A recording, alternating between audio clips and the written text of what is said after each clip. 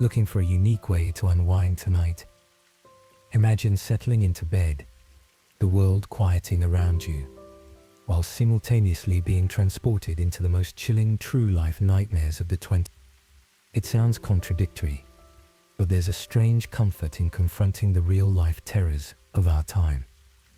Let these unsettling stories gently guide you into the deepest, darkest corners of sleep. I still wake up screaming about the sound her porcelain fingers made when they cracked against my bedroom door at 3:17 a.m.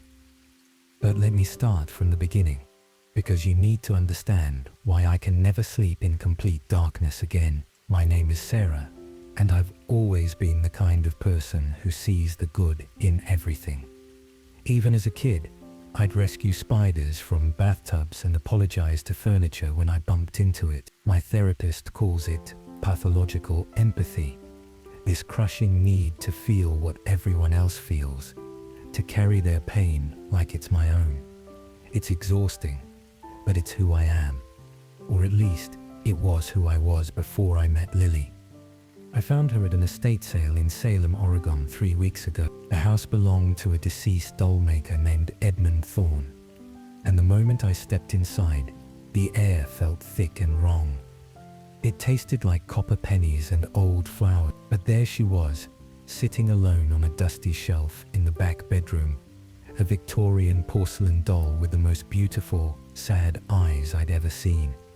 She was maybe 2 feet tall, with long auburn ringlets and a blue velvet dress that had seen better days. But it was her face that stopped me cold. The paint was chipped around her left eye, creating what looked like a tear frozen in time. The elderly woman running the sale noticed me staring. "Ah, you found Lily," she said, her voice carrying a tremor. "Edmund's masterpiece, made her for his daughter who died of scarlet fever, and he spent months on that doll, trying to capture every detail of little Margaret's face." I felt my chest tighten with that familiar ache, the one that comes when I absorb someone else's grief. This doll wasn't just a toy. She was a father's desperate attempt to keep his daughter alive. The woman quoted me $25, but her hands shook as she wrote up the receipt. "You seem like a kind person," she whispered, glancing around nervously. "Promise me something. If she ever feels wrong, just bring her back, okay?"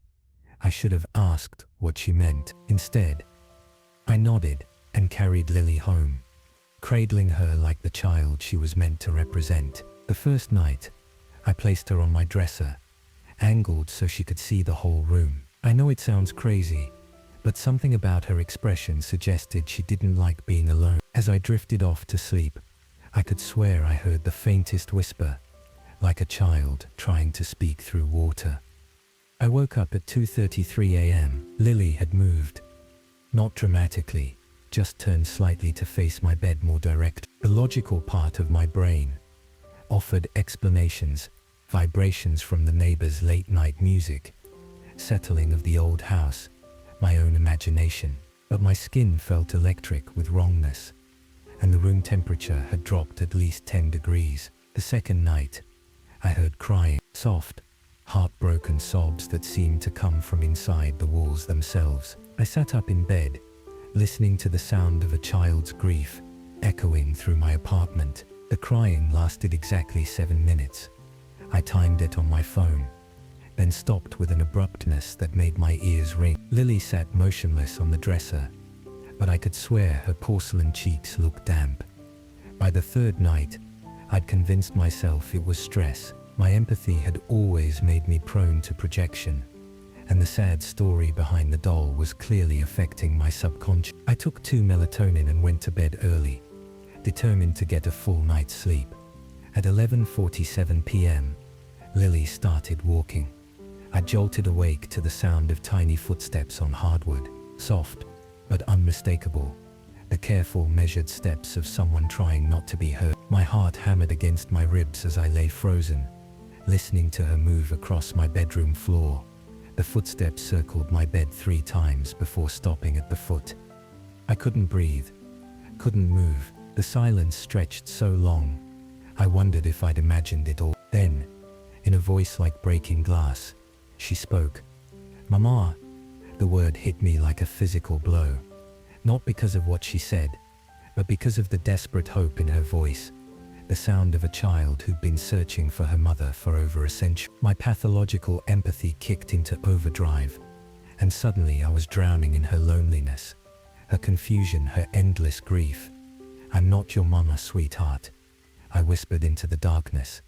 The temperature plummeted. My breath came out in visible puffs as frost began forming on the inside of my windows. When Lily spoke again, her voice carried a new quality, something ancient and hungry.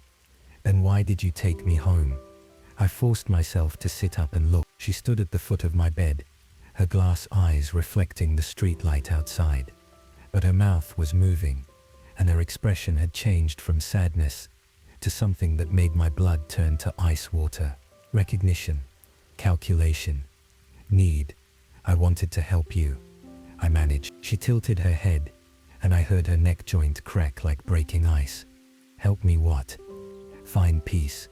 Find your way to wherever little girls go when they—" "I don't want peace." Her voice was changing, deepening, taking on harmonics that hurt my ears. "I want what was taken from me. I want my life back.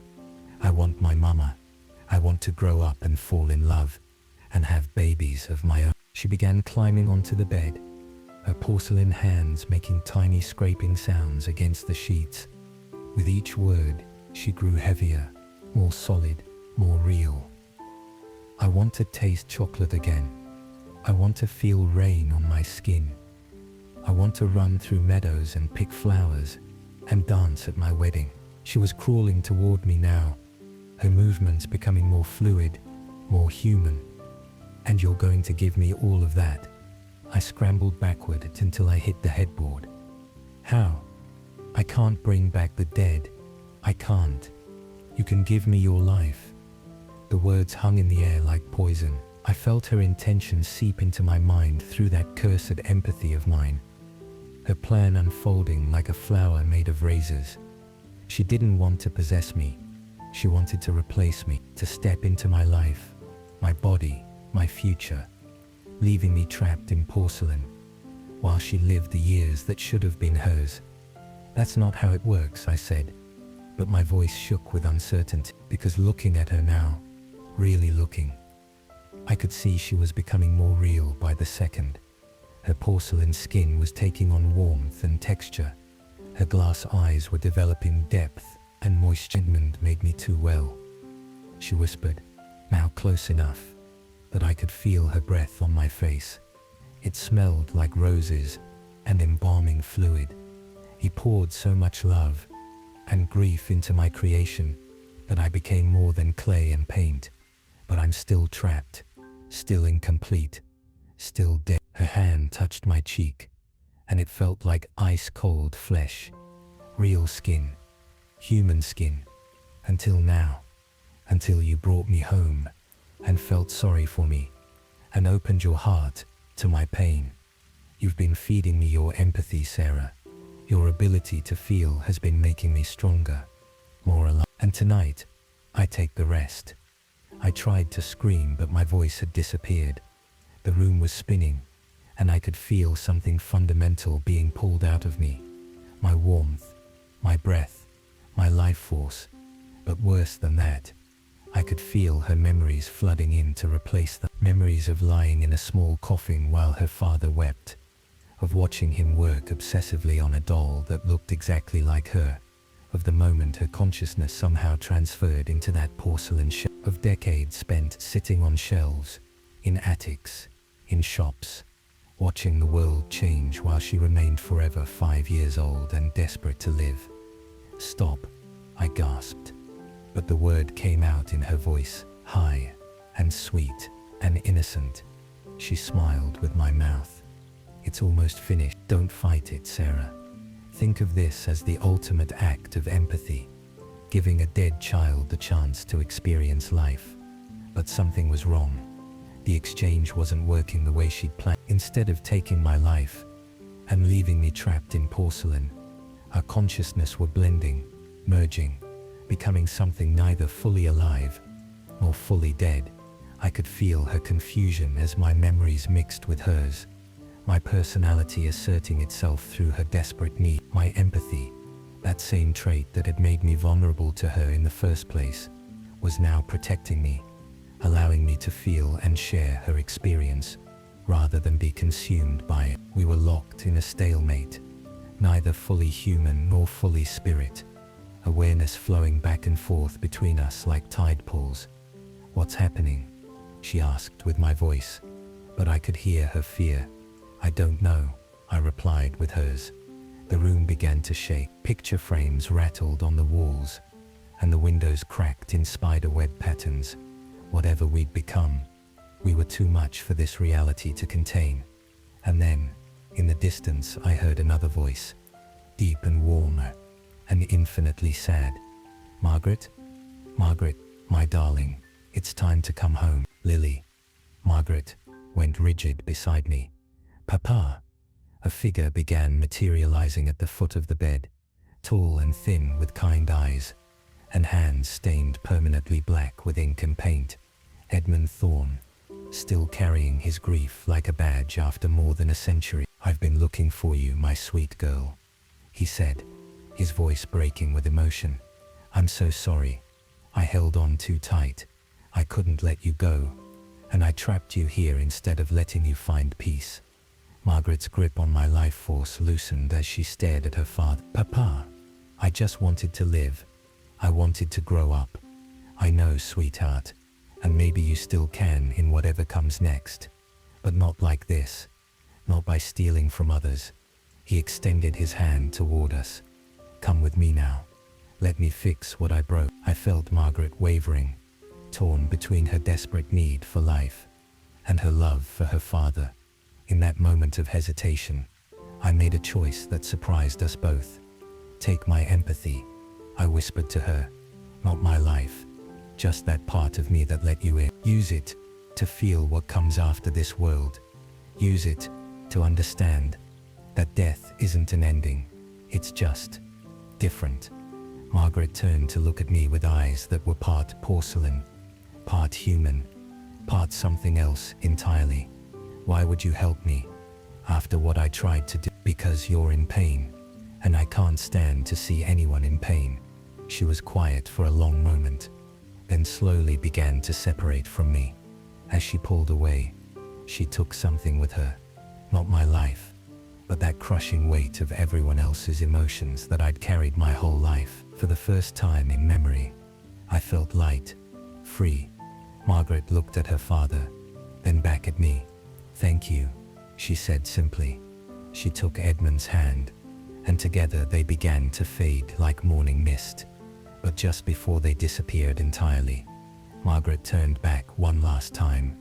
"Sarah, the crying you heard the first few nights, that wasn't me. Check your neighbor's apartment. The old man in 3B. I think he needs help." And then they were gone, leaving only the scent of roses and the sound of my own heartbeat in the sudden stillness. I found Miss Henderson the next morning, lying on his kitchen floor where he'd been for 3 days after a fall. The paramedics said if I'd waited another hour to check on him, it would have been too late. I still have the doll. She sits on my dresser, and sometimes I catch myself talking to her about my day, but she's just porcelain and paint now, beautiful and sad, and completely peacefully silent. The crying has stopped. The footsteps have stopped. But late at night, when the world is quiet, I sometimes think I can hear the faint sound of laughter from somewhere far away. A little girl playing in fields of eternal summer, finally free to be the child she was always meant to be. My empathy never came back the same way.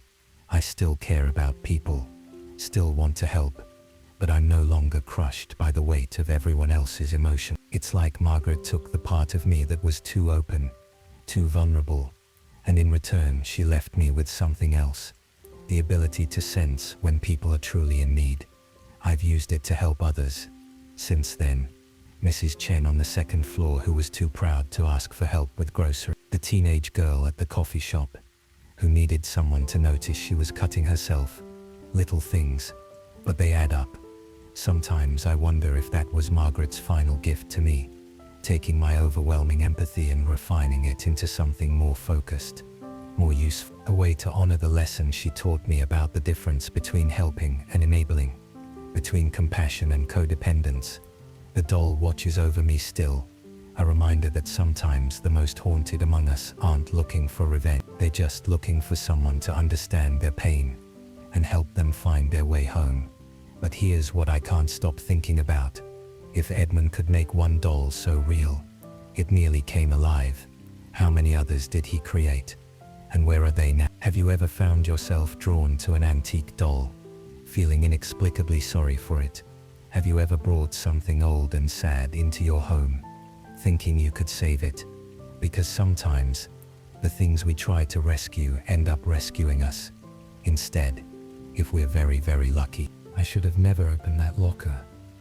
The smell of rotting flesh still clings to my nostrils 3 months later, and sometimes when I'm alone in the dark, I can still hear the scratching coming from inside the metal walls. My name is Marcus, and I work the graveyard shift at Mercy General Hospital. Worked, I should say.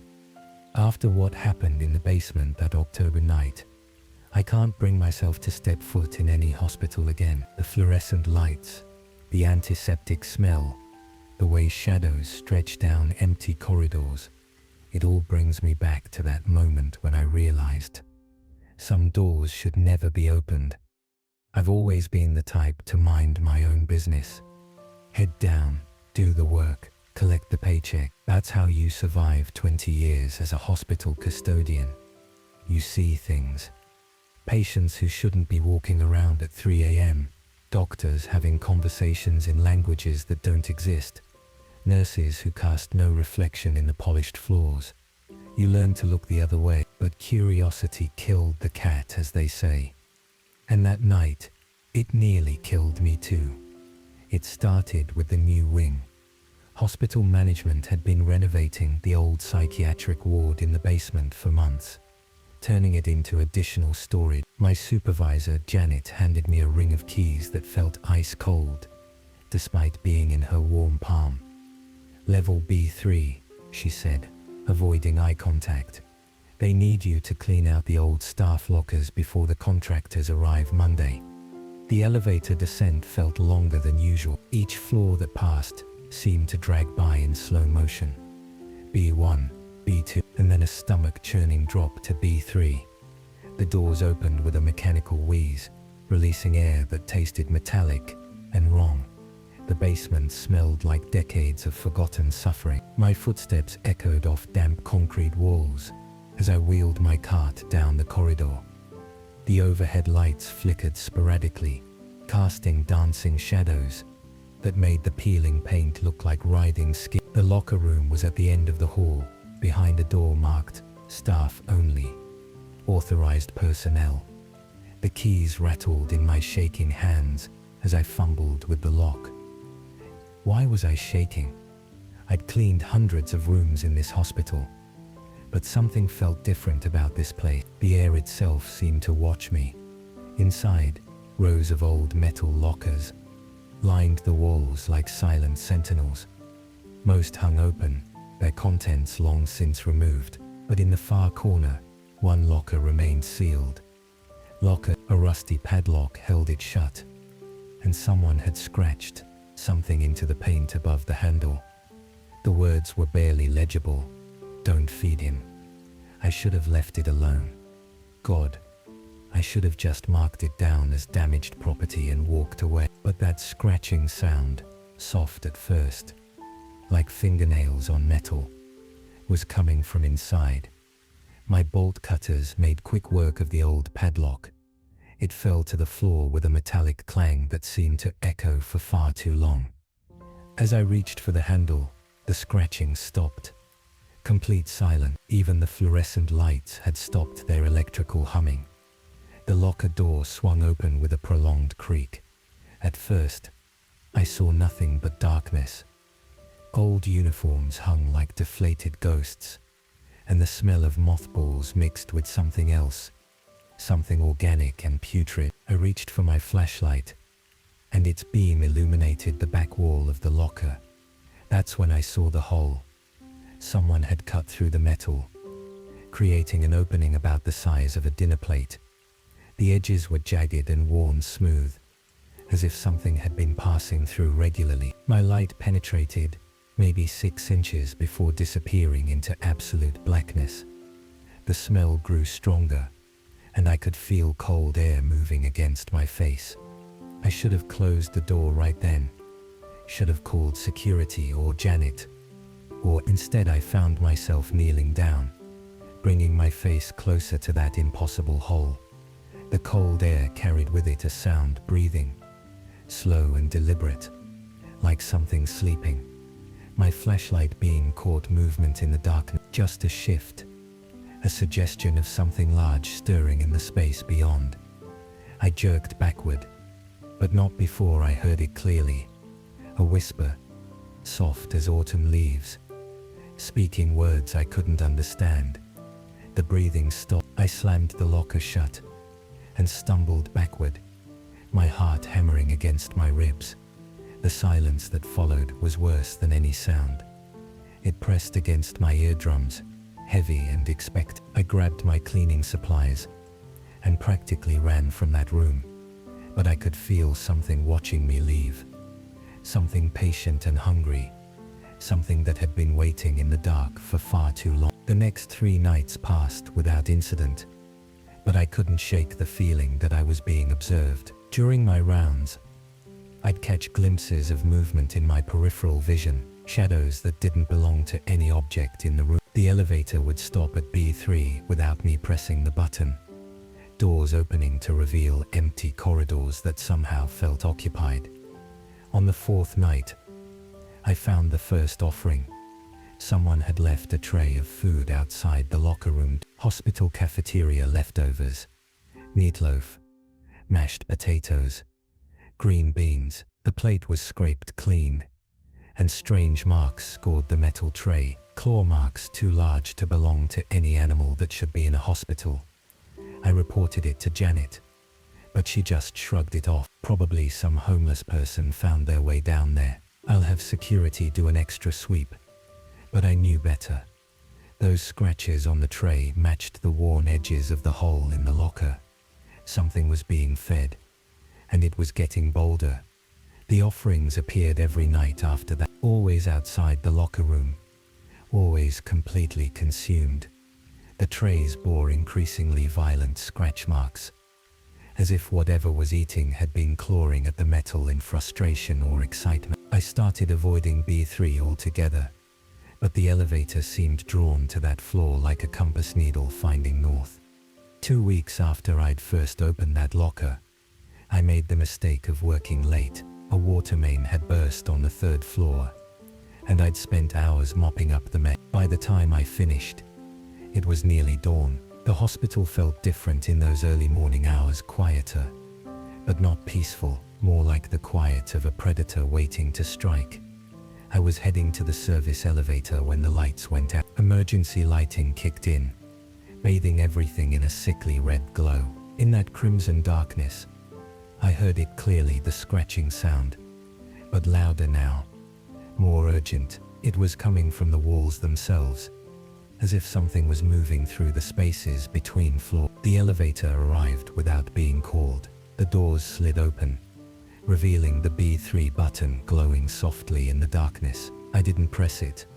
I didn't even step inside, but the elevator began its descent anyway, carrying me down into the belly of the hospital whether I wanted to go or not. The doors opened to reveal the corridor I'd hoped never to see again. But now it was different. The scratching sounds filled the air, coming from behind every wall, every ceiling tile. The sound of claws on metal, desperate and hungry. Every door in the hallway stood open except one, the locker room.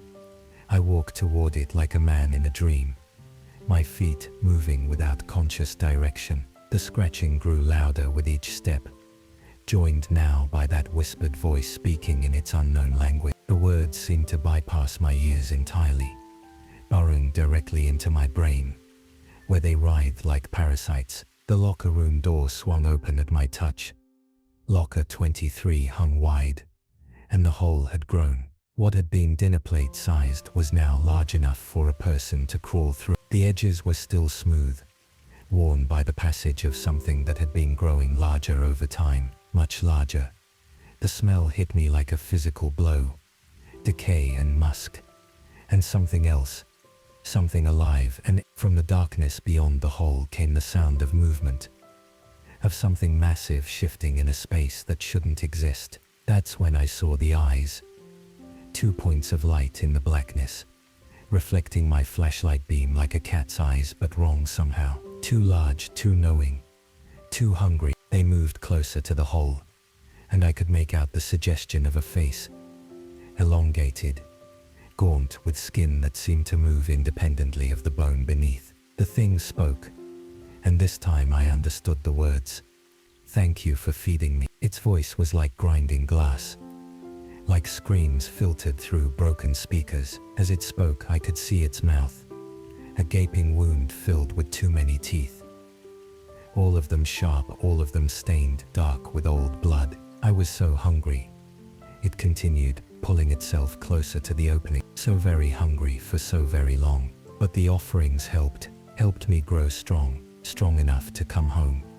I tried to run, but my legs had turned to water. The thing's face pressed against the hole, features distorting as it squeezed through the opening that should have been far too small. Its skin stretched like rubber, bones popping and cracking as it reformed itself to fit through the gap. First came the head, elongated and wrong, with those terrible eyes fixed on mine. Then the shoulders, dislocating with wet sounds as they compressed. Its arms were too long, ending in hands that were more claw than finger. Each digit was tipped with a yellow talon worn smooth from scraping against metal. It was halfway through when I finally found my voice. I screamed, a raw primal sound that echoed off the locker room wall. The thing paused in its emergence, tilting its head like a curious animal. "Don't scream," it said, almost gently. "You've been so kind to me, so very kind. It would be rude of me to hurt you quickly."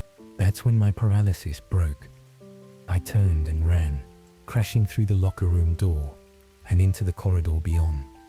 Behind me, I could hear the thing pulling itself free of the hole, with sounds like tearing fabric and breaking bones.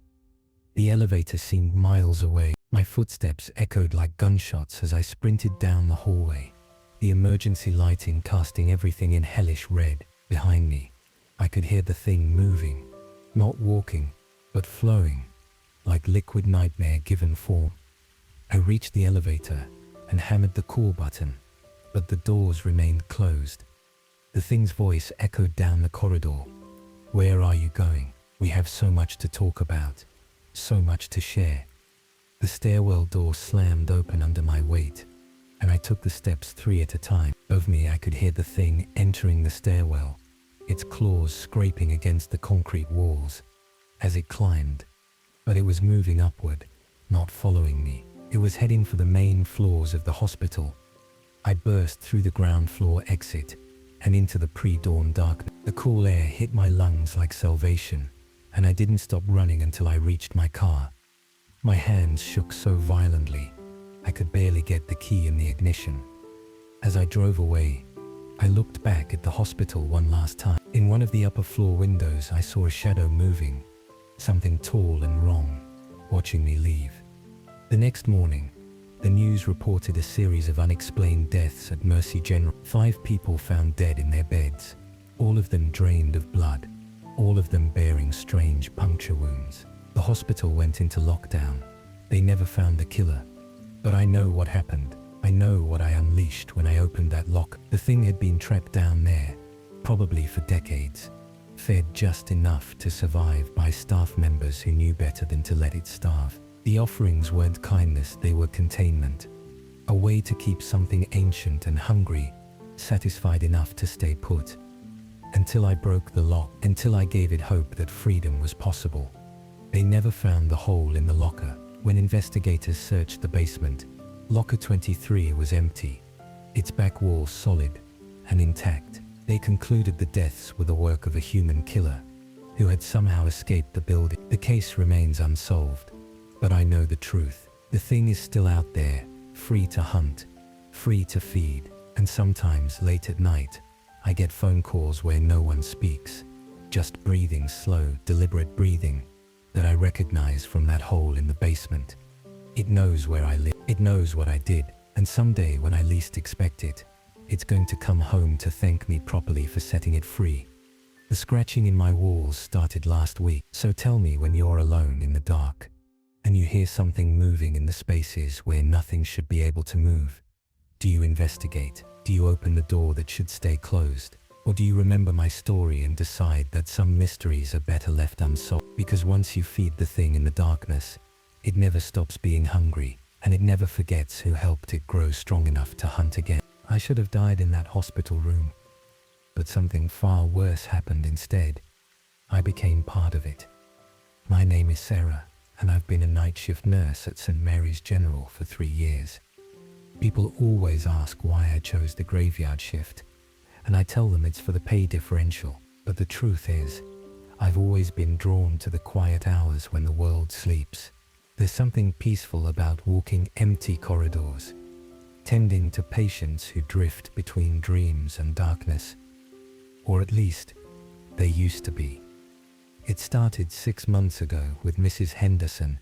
She was 92, admitted for pneumonia, and she kept talking about the shadow man who visited her at night. Standard delirium, I thought. Elderly patients often hallucinate, especially when they're fighting infections. But Mrs. Henderson was different. She described him with such vivid detail. Tall, impossibly thin, wearing what looked like a vintage hospital gown that seemed to move independently of his body. He stands at the foot of my bed, she whispered to me during one of my rounds. He doesn't speak, but I can feel him watching. And Sarah, he knows things about you.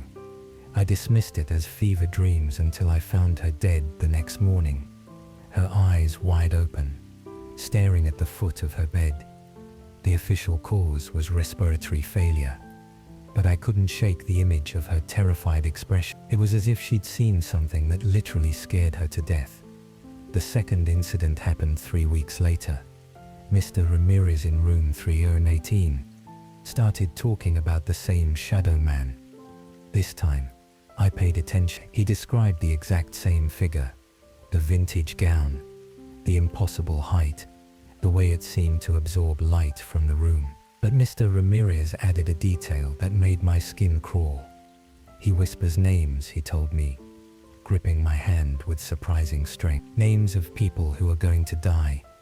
And last night, he whispered yours. I tried to laugh it off, but my hands were shaking as I checked his vitals. Mr. Ramirez died 2 days later, the same wide-eyed expression frozen on his face. That's when I started documenting everything. I kept a small notebook where I recorded every strange occurrence, every patient who mentioned the shadow man, every unexplained death. The pattern became undeniable. Patients would start talking about him, describe him in identical detail, and within a week they'd be dead, always during my shift, always between 3 and 4 a.m. The hospital administration wasn't interested in my theories. Dr. Martinez, the head of nursing, suggested I take some time off, maybe see a counselor. Night shift can play tricks on your mind, she said. You're seeing patterns that aren't there. But I knew what I was seeing, and I knew I had to do something about it. The breakthrough came when I was going through old hospital records. I stayed late one evening, digging through archived files, looking for any mention of similar incidents. That's when I found the newspaper clipping tucked inside a patient file from night. The headline read, "Hospital Orderly Dies in Tragic Accident." The article described how Thomas Brennan, a 28-year-old orderly, had died when an old elevator malfunctioned, crushing him between floors. But it was the photograph that made my blood run cold. Thomas Brennan was tall and impossibly thin, and in the grainy black and white image, he was wearing a vintage hospital gown, the same style I'd been hearing about from dying patients. I researched further. Thomas had worked the night shift, just like me. He'd been known for his dedication to patient care, often staying late to comfort those who were scared or alone. The accident report mentioned that he'd been found in the old service elevator, the one that had been decommissioned years before my time at the hospital. According to witnesses, he'd been trying to reach a patient who claimed to be terrified of something in their room. The pieces were falling into place, but I still didn't understand why he was killing people now. Thomas had been a healer in life. Why would death transform him into something malevolent? The answer came during my next shift. Miss Patterson in room 302 had been talking about the Shadow Man for 2 days. She was lucid, sharp as a tack, despite being 85, and her descriptions were getting more detailed each night. "He's not trying to hurt us," she told me as I administered her evening medication. "He's trying to save us from something worse, but he doesn't understand that his presence alone is what's killing us. The fear is too much for our old hearts to bear." That night, I decided to stay in Mrs. Patterson's room. I dimmed the lights and settled into the chair beside her bed, pretending to read while I waited. The air conditioning hummed softly, and the usual hospital sounds, distant conversations, beeping monitors, footsteps in the hallway, created a familiar backdrop of white noise. At 3:17 a.m., the temperature in the room dropped noticeably. Mrs. Patterson's breathing became shallow, and I could see goosebumps rising on her arms. The smell hit me next. Not the antiseptic hospital odor I was used to, but something musty and metallic, like old coins left in a damp basement. Then I saw him. He materialized slowly at the foot of Mrs. Patterson's bed, just as she had described. Thomas Brennan stood there in his vintage hospital gown, his face gaunt and eyes hollow. But there was something in his expression that wasn't malevolent. It was desperate, pleading. His mouth moved, but no sound emerged. Instead, I felt his words directly in my mind. "Help them. Something is coming. Something worse than death." Mrs. Patterson's heart monitor began beeping frantically. Her eyes were wide with terror, but she was staring beyond Thomas at something I couldn't see. She raised a trembling hand and pointed toward the corner of the room behind me. I turned, and that's when I saw it. The thing in the corner defied description. It was darkness, given form, but not the absence of light. Rather, it seemed to devour light, creating a void that hurt to look at directly. It pulsed with a rhythm that reminded me sickeningly of a heartbeat, and as it moved toward Mrs. Patterson's bed, the air filled with the sound of wet breathing. Thomas stepped between the creature and Mrs. Patterson, his ghostly form becoming more solid, more real. The vintage hospital gown billowed around him as he spread his arms wide, creating a barrier. The darkness pressed against him, and I could feel the psychic pressure of their struggle, like standing too close to a thunderstorm. Mrs. Patterson's heart monitor flatlined. The creature retreated into the shadows, satisfied, while Thomas's form began to fade. Before he disappeared completely, he turned to me, his eyes filled with an agony that transcended death. "I can't save them all," his voice echoed in my mind, "but I can try to warn them, to prepare them. The fear isn't from me, it's from what they see behind me, what's been feeding here for decades." And then he was gone. I performed CPR on Mrs. Patterson, but I knew it was useless. She was gone, another victim of what the hospital would classify as natural causes. But I had seen the truth. Thomas wasn't a killer. He was a guardian, trying to protect dying patients from something far more sinister. The problem was that his presence, his desperate attempts to warn them, were causing the very fear that weakened their hearts enough for the darkness to claim them. Over the following weeks, I began to understand the full scope of what was happening. The thing I'd seen in Mrs. Patterson's room wasn't unique to that encounter. It was always there, lurking in the shadows, feeding on the moment of death. Thomas could see it, and his appearances were attempts to frighten it away, to give the dying a fighting chance. But human hearts especially sick and elderly ones, couldn't handle the terror of seeing a ghost, even one trying to help them. The irony was devastating. Thomas's efforts to save people were inadvertently making them easier targets for the creature that stalked the hospital's halls. I started staying late every night, not to investigate, but to... When patients began talking about the Shadow Man, I would sit with them. I'd hold their hands and tell them about Thomas, about how he was trying to protect them, that the fear they felt wasn't from him, but from something he was fighting. Some believed me, some didn't, but those who understood, who could accept Thomas as a protector rather than a threat, survived their encounters. Mr. Williams in room 3 was the first. When Thomas appeared at the foot of his bed, Mr. Williams smiled and nodded, as if greeting an old friend. The darkness that followed couldn't get close enough to feed, and Mr. Williams recovered fully. Word spread quietly among the patients. They began to whisper about the guardian angel in the vintage hospital gown, the spirit who stood watch over them during their most vulnerable hours. The fear diminished, and with it, the creature's power. But the thing that fed on death wasn't going to give up easily. 3 months ago, I had my final encounter with both Thomas and the darkness. I was working a double shift, exhausted, and running on caffeine and pure determination, when I felt that familiar drop in temperature. But this time, it wasn't in a patient's room. It was in the empty hallway outside the old elevator shaft. Thomas appeared, but he looked different, more solid, more present than I'd ever seen him. The vintage hospital gown hung on his thin frame like a shroud, and his eyes held a mixture of gratitude and warning. "It knows what you've been doing." His voice was clearer now, almost audible rather than purely psychic. "It's angry. It's coming for you." The hallway lights began to flicker, and that wet breathing sound filled the air around us. The darkness emerged from the shadows, larger than before, more aggressive. It had been feeding for decades, growing stronger, and my interference had made it desperate. Thomas stepped in front of me, just as he had done for countless patients, but this time, I could feel his energy wavering. Protecting the living was taking everything he had left.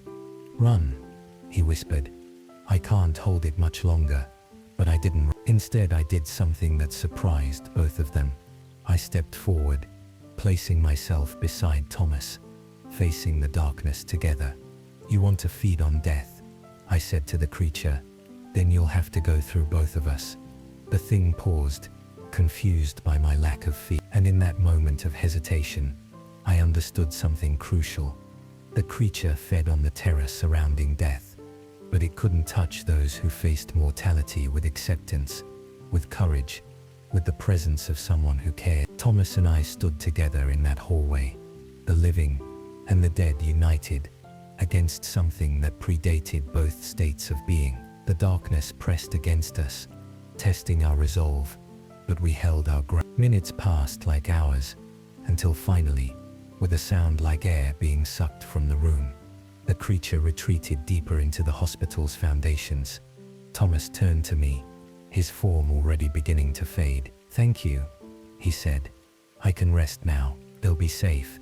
"Will it come back?" I asked. He smiled, and for the first time since I'd been seeing him, there was peace in his expression. "Not while you're here. Not while someone understands what's really happening in these halls." And then he was gone. That was 3 months ago. I still work the night shift at Mary's General, but things are different now. Patients still die. That's the nature of hospitals. But they die peacefully, surrounded by love and care rather than terror and confusion. I've trained other night shift nurses to recognize the signs, to offer comfort and understanding, rather than dismissal when patients speak of things that go bump in the night. Sometimes, in the quiet hours before dawn, I catch glimpses of Thomas in my peripheral vision. He's not trying to warn anyone anymore.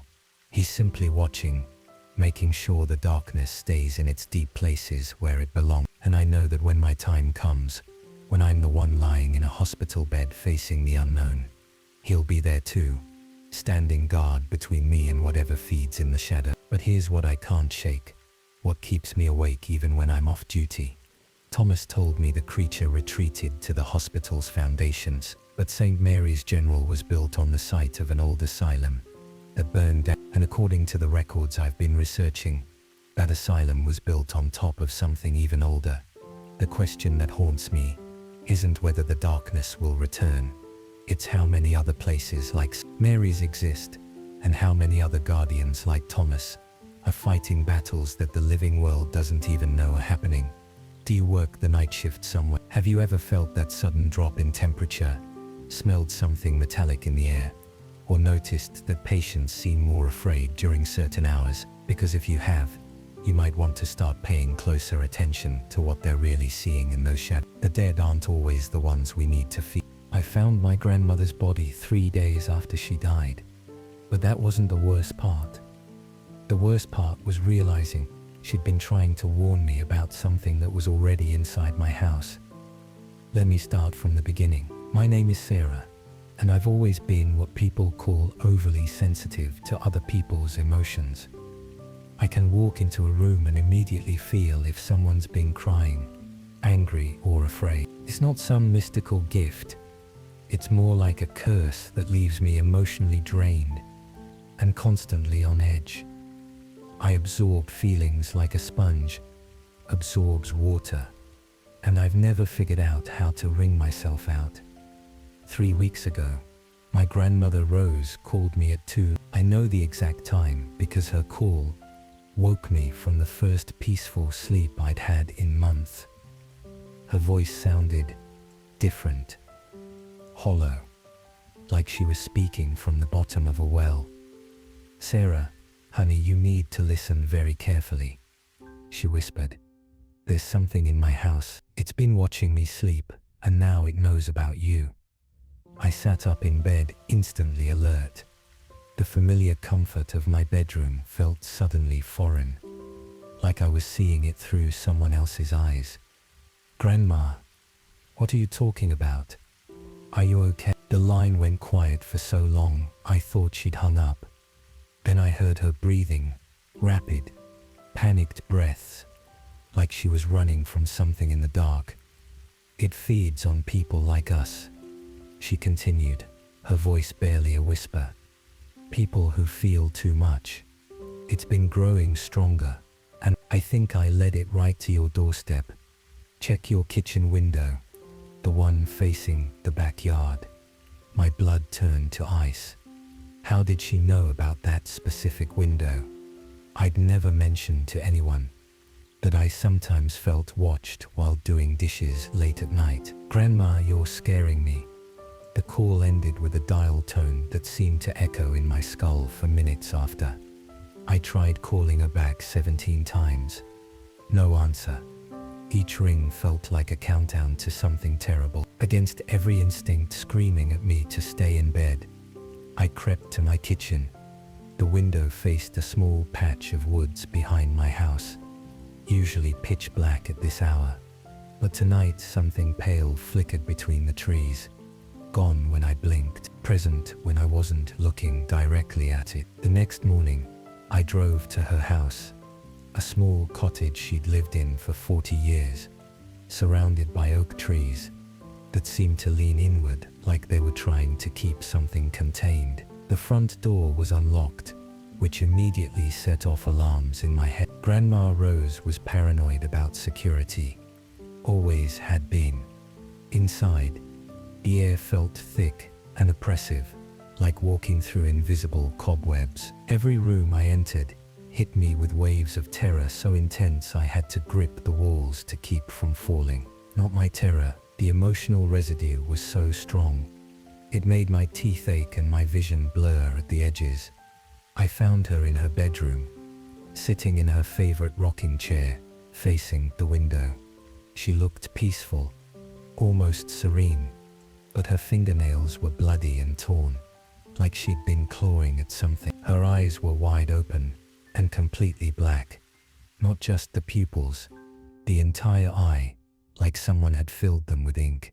The coroner said natural causes, heart failure, But I knew better. I could still feel the fear radiating from that room like heat from a furnace. So intense it made me nauseous. That's when I noticed the photographs. Scattered across her nightstand were dozens of pictures I'd never seen before.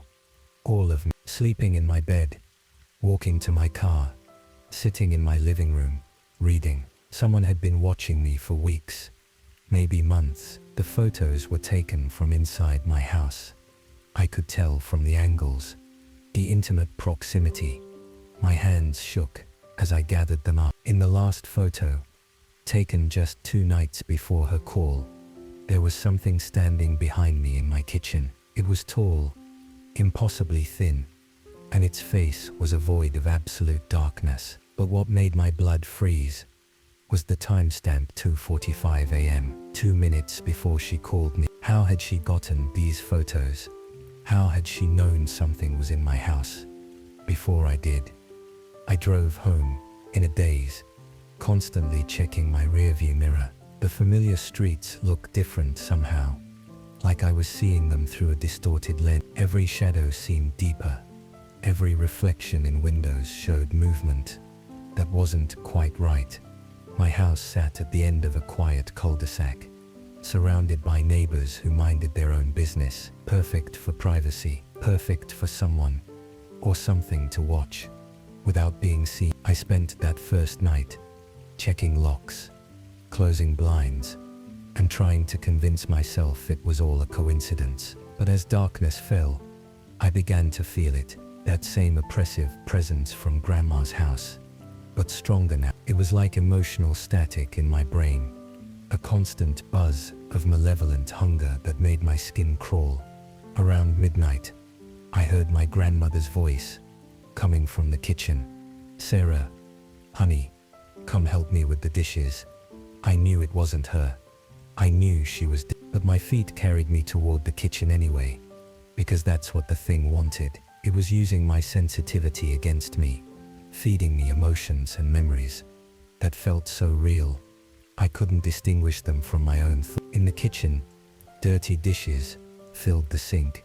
Dishes I hadn't used in days. The water was running, and steam rose from the faucet, like ghostly fingers. The smell hit me then, decay mixed with something sickeningly sweet, like flowers left too long in a vat. It coated the back of my throat and made me gag. "I tried to warn you," Grandma's voice said, "but it was coming from behind me now. But it's too late.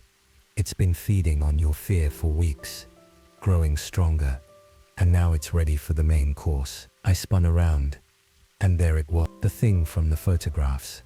It stood 7 feet tall, but seemed to bend and stretch, like it was made of liquid shadow. Where its face should have been was an endless void that hurt to look at directly. But worse than its appearance was what I felt radiating from it. Pure, concentrated hunger, mixed with something that might have been amusement. It was enjoying this. "You taste different," it said in a voice like grinding glass. "Your grandmother was bitter with age and regret, but you're rich with fresh fear and unprocessed grief." I tried to run, but my legs wouldn't obey. The thing's presence was overwhelming my nervous system, flooding me with emotions that weren't mine. Despair, rage, and emptiness, so vast, it made me want to disappear entirely. "She fought me for 3 days, it continued, moving closer with movements that defied physics. Locked herself in that bedroom, praying and crying. But she couldn't resist checking on you. Every time she worried about you, every time she felt your loneliness and anxiety, she fed me. And through her connection to you, I found my way here." The revelation hit me like a physical blow. Grandma hadn't led this thing to me. Her love for me had. Her constant worry, her empathic connection had created a bridge it could cross. "What do you want?" I whispered, though I already knew what I've always wanted, what every creature like me wants: to feed until there's nothing left. "Your grandmother gave me appetizers every sleepless night you had. every moment of anxiety she felt for you. But now I want the feast. It reached toward me with fingers like black smoke, and where they touched my skin, I felt my emotions being drained away. Not just the fear and sadness, everything. Joy, love, hope, even basic contentment was being siphoned off like water through a straw. I was becoming hollow, empty, a shell that looked like Sarah but contained nothing that made me human. But in that moment of absolute despair, I remembered something. Grandma Rose hadn't just been sensitive to emotions. She'd been strong. Strong enough to fight this thing for 3 days. Strong enough to warn me before it killed her. And she'd left me something more than photographs. On her nightstand, beneath the pictures, I'd found her old journal. I'd been too shocked to read it then, but now fragments came flooding back. Page after page of research about things like this, creatures that fed on empathic people. And more importantly, how to fight them. "You're wrong," I said, forcing the words out through chattering teeth. "You don't want to feed on my emotions. You want me to give them to you willingly. That's why you're talking, why you're explaining. You need permission." The thing paused, its void face tilting toward me. "She figured it out too, didn't she?" I continued, feeling strength return to my voice. "That's why you couldn't just take her. She had to invite you in, emotionally speaking. She had to despair completely." "Clever girl," it hissed, "just like your grandmother. Yes, I need consent. The deeper the despair, the richer the meal, but you've already given it to me. Every night you lie awake, feeling worthless. Every day you absorb others' pain, until you can't distinguish it from your own. You're practically begging to be empty." It wasn't wrong. For years I'd wished I could just not feel so much, not be so affected by everyone else's emotion, not carry the weight of the world on my shoulders. "But here's what you didn't count on," I said, stepping backward toward the kitchen drawer where I kept Grandma's journal. "She didn't just fight you. She documented everything, including the one thing that can destroy you." I pulled out the journal, flipping to the page I now remembered clearly, in her shaky handwriting. "They feed on despair, but cannot survive genuine human connection. Not the absorption of others' emotions, but the free exchange of them, love given and received without condition." The thing's form seemed to waver. "She loved me," I said, louder now. "Even when I was difficult, even when I absorbed her worry and made it worse, she loved me without trying to fix me or change me, and I loved her back. That's what you can't understand, isn't it? You can feed on pain, but you can't touch love. Love dies," it snarled, lunging toward me. "Everyone you love will leave you, hurt you, abandon you."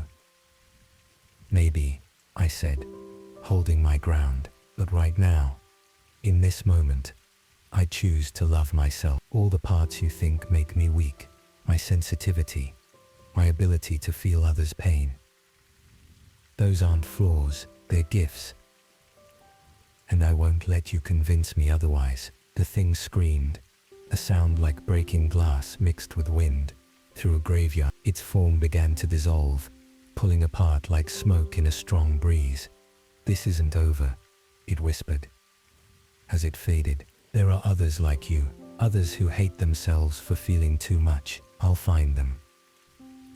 And maybe I'll find them first," I replied. "Maybe I'll help them understand what Grandma tried to teach me. That feeling deeply isn't a curse. It's proof we're alive." The kitchen returned to normal. The dirty dishes vanished. The oppressive atmosphere lifted. And for the first time in weeks, I felt truly alone in my house. But not lonely. Never lonely, because I carried Grandma Rose with me, and everyone else I'd ever loved or helped or simply understood in their moment of pain. 3 weeks have passed since that night. I still feel other people's emotions, but now I also feel something else. A warmth in my chest that I recognize as self-acceptance. I've started volunteering at a crisis hotline. helping people who feel overwhelmed by their own sensitivity. Sometimes, late at night, I catch glimpses of pale shapes in the woods behind other people's houses. I know the thing wasn't lying. There are others like me out there, struggling with the weight of feeling too much. But I also know something it didn't expect. We're not victims. We're warriors, and we're learning to fight back. The only question that haunts me now isn't whether these creatures exist. I know they do. It's whether the people they're stalking will learn to love themselves before it's too late. What about you? When you lie awake at night feeling like you absorb everyone else's pain? Do you see it as a weakness, or do you recognize it for what it really is? The capacity to heal a broken world. One feeling at a time. Sleep well, and remember, the monsters can only win if you let them convince you that feeling deeply is something to be ashamed of. I should have never answered that radio call at 3:17 a.m. because when I did, the voice that came through wasn't human, and now it's inside my house, whispering my name from rooms that don't exist. Let me explain how I got here. Sitting in my locked bedroom with a baseball bat, listening to footsteps in walls that shouldn't be hollow. I'm Marcus, and I've always been the guy who needs to know everything. Not just curious, obsessively, compulsively driven to solve every mystery, answer every question, investigate every strange sound. My ex-wife called it a sickness. Maybe she was right. 3 weeks ago, I inherited my grandfather's house in rural Montana, a place I'd only visited twice as a kid. The isolation should have bothered me, but I craved it. No neighbors for miles, just me and the mountain silence. That's when I found the radio. It was hidden in the basement, tucked behind a wall of old paint cans. Not just any radio. This was military grade, probably from the 1960s, with modifications I didn't recognize. Wires snaked out of it in impossible directions, disappearing into the foundation itself. I couldn't resist turning it on. Static filled the basement, but underneath it, something else, whispers, fragments of conversations that didn't quite make sense. I spent hours trying to tune in clearer signals, my obsession kicking into overdrive. On the 7th night, at exactly 3:17 a.m., the static cleared. Marcus, are you there? My blood turned to ice water. The voice was distorted, like it was coming from underwater, but it knew my name. I grabbed the microphone with shaking hands. Who is this? Laughter crackled through the speakers. Not malicious, but wrong somehow. Too long, too many voices layered together. We've been trying to reach you, your grandfather. He left something unfinished. The basement suddenly felt cold. I could see my breath, misting in the air. And that's when I noticed the smell, wet earth, and something rotting, creeping up from the concrete floor. What are you talking about? Check the walls, Marcus. Check what he built into the walls. The transmission cut to static. I should have left it alone. God, I should have smashed that radio and never looked back. But my compulsion wouldn't let me. I needed answers. The next morning, I examined every wall in the house, with a flashlight and stethoscope I'd ordered online. Most sounded solid, but in the living room, behind an old bookshelf, I found it, a hollow section about 3 feet wide. When I broke through the drywall, the smell hit me like a physical force, not decay, but something alive and wrong. The space behind the wall was bigger than it should be, a narrow corridor that shouldn't exist according to the house's blueprint. I squeezed inside with a flashlight. The corridor stretched back into darkness, lined with more radio equipment. Dozens of speakers mounted at different heights, cables running everywhere like veins. But it was the walls that made my stomach drop. They were covered in photographs, hundreds of them. All of me. Me as a child, playing in my backyard 3 states away. Me in high school. Me at my wedding. Me signing the inheritance papers for this very house. Some were taken from impossible angles, through windows of buildings I'd never seen. Others were taken from above, like someone was floating. At the end of the corridor was a chair, and sitting in it was a tape recorder, still running. The tape had my grandfather's voice on it, but the words made no sense. The frequency is 4. They've been waiting in the static for 60 years. Marcus will hear them when he's ready, when he's alone enough, when he needs them enough. The tape clicked off. That's when I heard footsteps above me. Slow, deliberate, crossing the living room floor. But I was alone in the house. I was sure I was alone. I scrambled back through the corridor. But when I emerged into the living room, the footsteps had stopped. Everything was exactly as I'd left it, except for one thing. Wet footprints, leading from the front door to the basement stairs. Footprints that hadn't been there 10 minutes ago. The prints were too big to be mine, and they smelled like that same wet earth odor from the radio. That night, I tried to sleep, but at 3:17 a.m., exactly, the radio crackled to life downstairs. I could hear it through the floor. Not static this time, but voices, multiple voices, all talking at once, and they were getting louder. I crept downstairs with a knife, but the basement was empty. The radio was off, silent, but the wet smell was stronger now, and there were more footprints, dozens of them, crisscrossing the concrete floor in patterns that hurt to look at. On the radio's frequency display, numbers were scrolling rapidly, like it was searching for something. When they stopped, they showed 44.39 megahertz, exactly what my grandfather had said on the tape. I reached for the power switch, but before I could touch it, the radio spoke. "Don't turn us off, Marcus. We're so close now." The voice was clearer this time, and I realized with growing horror that it sounded like me, not similar, exactly like me, down to the slight rasp I get when I'm tired. "You're not real," I whispered. "We're as real as you make us, and you've made us very real, Mark." All that time listening, all that attention, it feeds us, makes us stronger. More voices joined in, a chorus of my own voice speaking in unison. "We know you, Marcus. We know your compulsions. You can't stop listening. You can't stop investigating, even now. You're not running away. You're leaning closer." They were right. Despite every instinct screaming at me to flee, I was drawn to the radio like a moth to flame. My need to understand was stronger than my fear. "What do you want?" "To finish what your grandfather started." He tried to contain us, trap us, in his frequencies, but we've been growing stronger in the static, learning, and now we're ready to come through. The basement lights flickered, and I heard something that made my knees buckle, scratching sounds from inside the wall. Not mice or insects, but something large, something with fingers, clawing at the inside of the drywall. "The barriers are thin here. Marcus, your grandfather built this place as a prison, but prisons work both ways. We've been on the wrong side for so long." The scratching grew louder, more frantic. Dust began falling from the ceiling as something moved through the walls above me, following the path of the wires. I ran. I made it to my car, but when I turned the key, the radio came on. Not my car radio, that same military unit from the basement, somehow broadcasting through every speaker in the vehicle. "You can't leave, Marcus. We're not bound to the house anymore. We're bound to you. You've listened too long, led us too far in." The car radio erupted with static, then cleared to reveal sounds I'll never forget.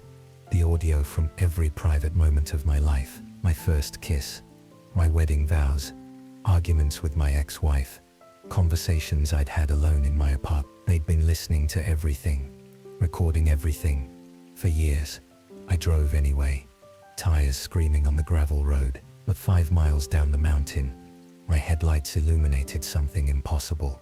My grandfather's house, sitting right in front of me. I'd been driving straight away from it, but here it was, exactly as I'd left it. I tried a different road, same result. Every path led back to the house. That's when I understood. I wasn't trapped in the house was trapped in me. My obsession had made it part of me, and now I could never truly leave. I'm back in my bedroom now, and they're getting bolder. I can hear them moving through walls that shouldn't be hollow, opening doors to rooms that don't exist. Sometimes I catch glimpses of myself in the hallway mirror, but I'm not the one casting the reflection. The radio downstairs is broadcasting constantly now, and I can hear my own voice describing things I've never done, places I've never been. It's like they're using my memories as a template to create new ones, expanding my life in directions that violate reality, But here's what terrifies me most. Sometimes, I can't tell which memories are really mine anymore. Did I actually inherit this house? Or have I been here all along? Was there ever an ex-wife?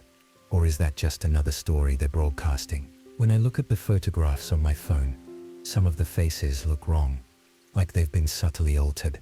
The voices are calling my name again, but now they're coming from inside my own head, and I'm starting to answer back. Maybe that's how it ends.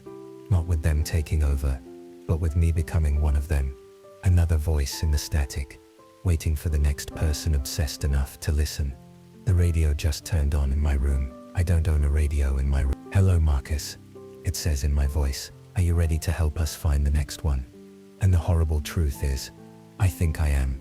So tell me, when you're lying in bed tonight, and you hear that faint static from somewhere in your house, will you investigate? Will you follow that sound until you find its source? Or are you smart enough to pull the covers over your head and pretend you never heard anything at all? Because if you're anything like me, if you can't resist a mystery, then maybe you're exactly what we've been looking for. Listen carefully tonight. We might be trying to reach you